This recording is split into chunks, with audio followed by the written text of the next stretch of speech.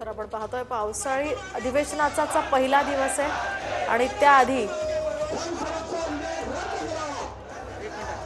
Social मीडियावरून ठाकरेंची शिवसेना आणि शिंदेंची शिवसेना यांच्यामध्ये वाद झालाय। मात्र त्याआधी सध्या गिरणी कामगारांच्या आंदोलनाच्या ठिकाणी उद्धव ठाकरे सध्या पोहोचलेले आहेत। गिरणी कामगारांचं गेल्या काही दिवसांपासून घरांसंदर्भात आंदोलन सुरू आहे आणि त्यासाठी आता इथे त्यांना भेट देण्यासाठी उद्धव ठाकरे आल्याचं आपण पाहतोय। विविध मागण्यांसाठी हे गिरणी कामगार आंदोलन करतात। त्यांना मागणी या ठिकाणी घरं मिळालीत, मात्र मुंबईतच आम्हाला घरं हवीत या मागणीसाठी गिरणी कामगारांचं आंदोलन सुरू आहे आणि इथे जोरदार घोषणाबाजी सध्या केली जाते। आझाद मैदानात त्यांचं हे आंदोलन सुरू आहे। त्या ठिकाणी संजय राऊत आणि उद्धव ठाकरे भेट देण्यासाठी आले आहेत। आदित्य ठाकरे सुद्धा त्यांच्या सोबत आहेत। अरे जन सुरक्षा विधेयक रद्द करा। अरे हम सब अरे हम सब अरे हम सब अरे हम सब अरे हम सब अरे हम सब। तर आपण पाहतोय गिरणी कामगारांच्या आंदोलनास्थळी सध्या उद्धव ठाकरे, आदित्य ठाकरे, संजय राऊत आणि जयंत पाटील उपस्थित असल्याचं आपण पाहू शकतोय।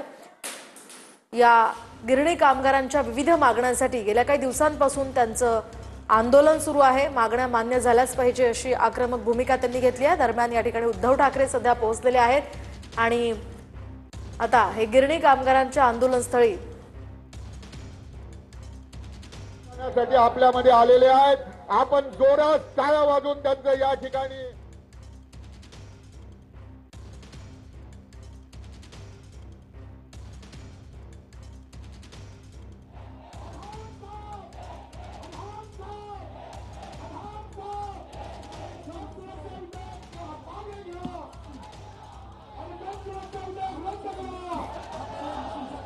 तर महाराष्ट्र विशेष जनसुरक्षा विधेयक या संदर्भात आंदोलन सुरू आहे। महाराष्ट्र जनसुरक्षा कायद्यासंदर्भात आझाद मैदानावर हे आंदोलन सुरू आहे आणि त्या आंदोलनस्थळी सध्या उद्धव ठाकरे, आदित्य ठाकरे, संजय राऊत आणि जयंत पाटील सध्या आलेले आहेत।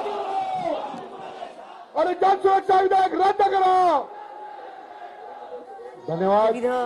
या ठिकाणी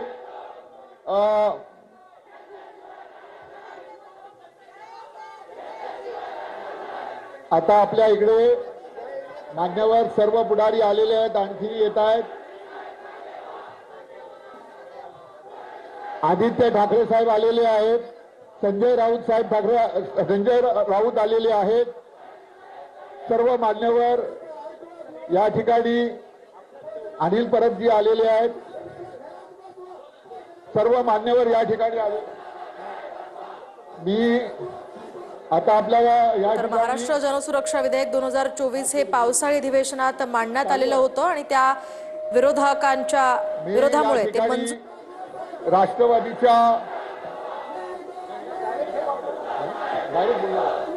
आता आपल्या समोर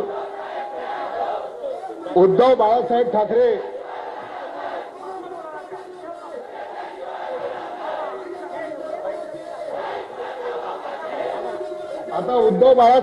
आपल्या समोर विचार व्यक्त करतील। मी त्यांना विनंती करतो की उद्धव बाळासाहेब ठाकरे यांनी या ठिकाणी बोलावं। एक मिनिट या।